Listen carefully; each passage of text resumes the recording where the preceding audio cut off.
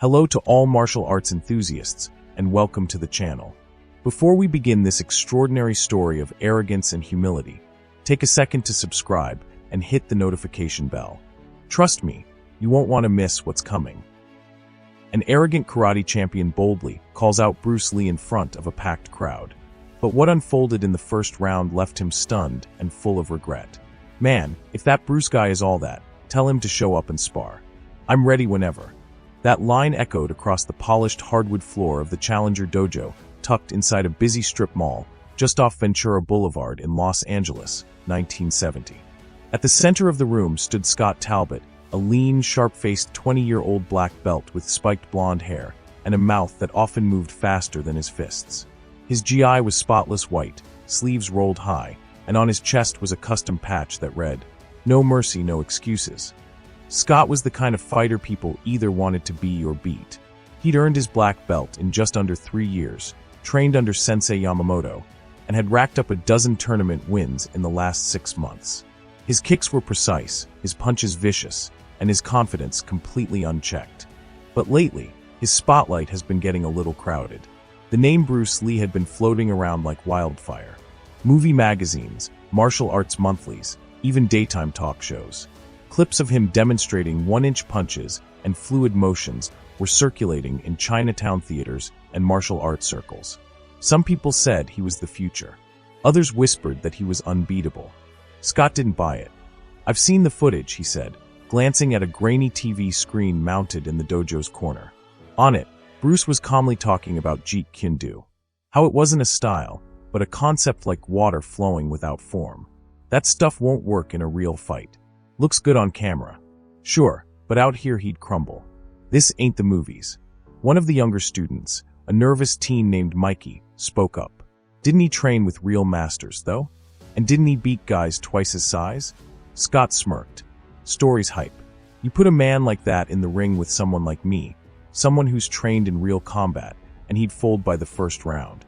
That's when he said it loudly with intent. If Bruce Lee's really what they say he is, tell him to come find me. I'll show him what a black belt really looks like. It was arrogance, pure, unfiltered. But it didn't stay within the walls of the dojo. A visiting Muay Thai coach from Long Beach overheard it and passed it along to a Wing Chun instructor in Chinatown. Within 3 days, the challenge had traveled across the city like a lit match in dry grass. And on the 4th day, a stranger walked into the dojo during evening drills. He was small-framed, older, dressed in a brown mandarin collared shirt. He bowed deeply, respectfully, and handed Sensei Yamamoto a sealed envelope. No words, just a message. The dojo was quiet when Sensei Yamamoto opened the letter. His eyes scanned the paper, his brows lifted slightly. Then he looked straight at Scott. "It's from Bruce Lee," he said simply. Scott stood up, heartbeat pulsing through his neck. He wrote back. Yamamoto nodded. He accepts the challenge, but on his terms. A hushed excitement swept the students. Mikey leaned forward. "What terms?" Yamamoto read aloud. "No press, no students, no audience. A private sparring match at Pasadena Martial Club. 3 rounds. Controlled contact. No winner, no loser, only clarity." Scott scoffed. So he wants to hide from the cameras. Afraid to lose his Hollywood image. Yamamoto said nothing, but his silence was pointed. Scott looked over the paper again. There was an address, a date. July 29th, a week from now. Time 10 a.m. sharp. "I'll be there," Scott said, folding the paper. "And I'm not holding back." But in the days that followed, something subtle began to shift. For all of Scott's bravado, the gym's atmosphere turned heavier. Sparring partners became more cautious. His sensei grew distant. There was talk in the community that Bruce wasn't just a flashy guy on screen. He had real technique, dangerous precision, and an unpredictable style that didn't follow the rigid rules of karate. One evening, while Scott practiced reverse punches on the heavy bag, Yamamoto finally spoke. "Bruce Lee is not your enemy," he said. Scott wiped sweat from his brow. "He's just another man." "Maybe," Yamamoto said, "but some men are forged in ways you cannot see." That night, Scott couldn't sleep. He started rewatching every clip of Bruce Lee he could find. Slowed down frames, analyzing stances, breathing patterns, but it was no use. The man didn't fight like anyone Scott had ever seen. No telegraphed movements, no repeated patterns, just flow. It got under Scott's skin. Not fear exactly, just unease. But he buried it beneath more training, more push-ups, more kata, more shadow boxing at 2 a.m. If he was going to fight Bruce Lee, he'd do it with everything he had. The morning of the match arrived fast. Scott showed up to Pasadena Martial Club with just his mouthguard and gloves. The building was quiet, tucked behind a nondescript row of offices.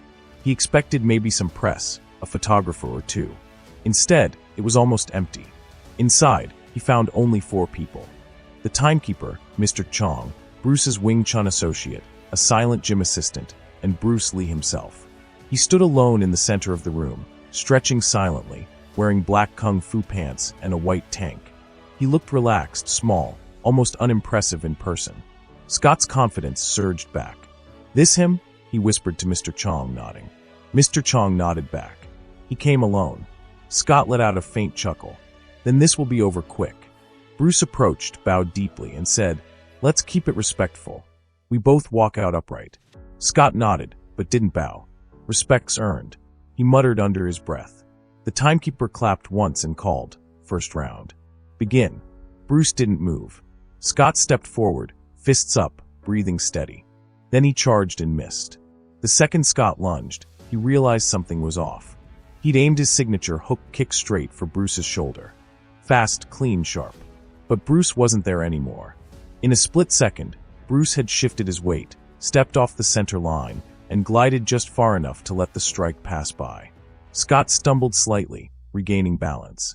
He blinked. How was he already behind? Bruce didn't counter. He just stared, breathing slowly, controlled. Scott tried again. A flurry this time. Left jab, low sweep, rising elbow. Nothing. Bruce slipped every move like he'd practiced them 10 minutes earlier. The room stayed dead silent, except for the soft shuffles of bare feet on the mat and the occasional exhale from Bruce. It was almost too quiet. No cheering. No corner coach yelling advice. 30 seconds in, Scott finally landed something. A glancing tap on Bruce's rib with a back fist. But Bruce didn't even flinch. He didn't react with anger or ego. He simply pivoted, dropped his weight, and tapped Scott's thigh with a sidekick that knocked him back a full step. It wasn't hard. It wasn't flashy, but it hit deep. Scott froze. It wasn't pain. It was realization. Bruce was reading him like a book. With 20 seconds left in the round, Bruce made his first real move. He advanced. Not fast, not wild, just calmly, confidently. Scott backed away trying to keep space, but Bruce shortened the gap with one skip step and suddenly feigned a feint toward the face. Tap, a kick toward the knee, tap, a palm strike that stopped half an inch from Scott's chest. Time slowed, then ding. End of round. Scott stood in the center of the mat, winded, eyes wide. Bruce bowed and stepped back. Not a drop of sweat on him. No adrenaline-fueled aggression, just stillness. Mr. Chong approached with a bottle of water. "How do you feel?" Scott sat down slowly. "I don't get it. He's not even hitting me." Chong smiled faintly. "That's not the point." Scott didn't respond. He was still staring at Bruce, who sat cross-legged, completely at peace. For the first time in his short but successful career, Scott felt like he wasn't fighting a man. He was fighting himself. Round 2 was supposed to be Scott's comeback. At least that's what his mind told him. He stood up, adjusted his GI, cracked his knuckles, and this time he bowed. A real one, deep, intentional. Bruce acknowledged it with a nod. Then the timekeeper's clap echoed through the gym again. "Begin." Scott didn't charge this time. He waited. Bruce stepped forward slowly. No tension in his body, just rhythm, like he was walking through water. Then, without warning, he exploded. A lightning-quick jab toward Scott's shoulder forced a reflex block, but it was a feint. In a blink, Bruce dipped low and swept Scott's front foot with a crescent leg movement that didn't knock him over, but staggered him. As Scott tilted backward, Bruce rose up and executed a fingertip jab that stopped just an inch from Scott's left eye. A cold chill ran down Scott's spine. If Bruce had wanted to blind him, he could have. Just like that. The pressure, the speed, the control. Like Bruce had measured his reach, his angle, and Scott's reaction before the match even started. Scott stumbled back, breathing heavily. He reset his stance, tried to calm his nerves. His heart was racing, his muscles twitching. He launched a spinning back kick, his most practiced move. Bruce stepped into it, not away, and tapped Scott's spinning leg with just enough contact to shift his rotation. The result, Scott landed awkwardly and nearly tripped. Then Bruce did something that shattered Scott's last defense. He spoke, "You're not here to win. You're here to learn." Scott froze. Nobody talked during a fight. Not unless they were taunting. But this wasn't a taunt. It was instruction. Bruce continued calmly. "You're strong, fast, but you're stuck.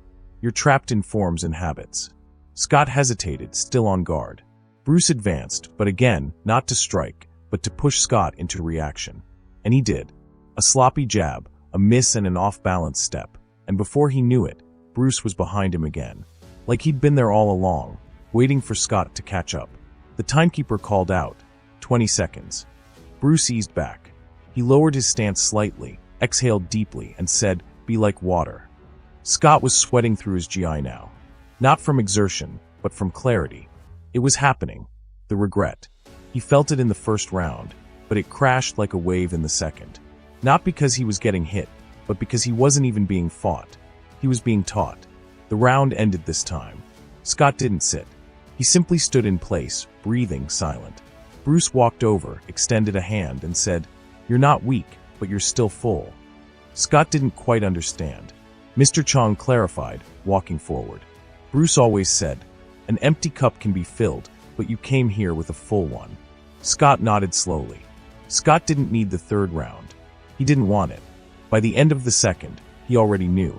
He had regretted calling out Bruce Lee in the first round. Not because he was bruised or beaten, but because he hadn't understood what he was even asking for. He had challenged a man, believing it would earn him validation. A trophy, respect, maybe headlines. But all Bruce gave him was silence, clarity, and skill so clean it made Scott feel like a beginner again. Bruce stepped away and motioned to Mr. Chong. "We're done," he said simply. Scott didn't argue. He bowed, this time lower than before, and walked off the mat, eyes low. There was no crowd to boo, no camera to zoom in on his humbled face, just a creaky gym, for quiet men, and the sound of Bruce grabbing a towel from the corner. As Bruce walked toward the exit, Scott found the courage to speak. "Wait." Bruce paused. Turned. Scott took a breath. "What happens now?" Bruce raised an eyebrow. "Now you decide what kind of martial artist you want to be." Scott blinked. "I thought I was already one." Bruce smiled, not smugly, but with quiet patience. "You were," he said. "Now you're ready to be a better one." Mr. Chong approached Scott gently. "He doesn't fight to win," he said. "He fights to wake people up." Scott sat on the mat, legs crossed, staring at the place he had stood when he made his first move. He stayed there long after Bruce left. He had walked into that room as a karate champion, but he walked out knowing he was only just beginning to understand what that meant. 3 weeks later, the mat at Challenger Dojo had a different energy. Scott no longer barked orders at junior belts. He didn't mock students who messed up or brag about his wins or name-drop his tournaments. He trained quietly, diligently. And when Sensei Yamamoto spoke, he listened. One evening, while class wrapped up, Mikey, the young teen from earlier, approached Scott. "So, did you really spar Bruce Lee?" he asked nervously. Scott chuckled. "I met him." "Did you beat him?" Scott paused. "No," he said, "but he beat something out of me." Mikey looked confused. "Like knocked you out?" Scott smiled. "No, he knocked the noise out of my head. That's harder." Sensei Yamamoto, who had overheard, stepped in. Scott learned the difference between fighting and understanding. Most never do. Later that night, alone in the dojo, Scott stood in front of the mirror and performed a kata. Not fast, not sharp, but thoughtful. He paused between each move, focusing not on perfection, but on awareness. His body moved like water, not fire. And just before locking up, he reached into his gym bag and pulled out a folded envelope, the same one Bruce had sent weeks ago. He opened it again, reread the words, "No winner, no loser, only clarity." Scott picked up a brush and dipped it in ink. On a sheet of paper, he wrote, "An empty cup is ready to be filled." Then he pinned it to the wall above the mat. Years later, Scott would go on to open his own school, not Talbot Karate, but the Empty Cup Martial Studio. The logo was a simple water ripple. No black belts on the walls, no trophies in glass cases. He never bragged about the time he sparred Bruce Lee. In fact, he never brought it up unless someone asked directly. And even then, he'd only say, "He didn't fight me." He showed me how to stop fighting myself. And in the back of the studio, in a small frame near the office, hung an old black and white photo, a blurry still of a gym mat. Two men in silence, no applause, no knockouts, just a lesson that changed everything. Do you think confidence can cross the line into arrogance? Let us know in the comments. Thanks for watching and stick around for more powerful moments you won't forget.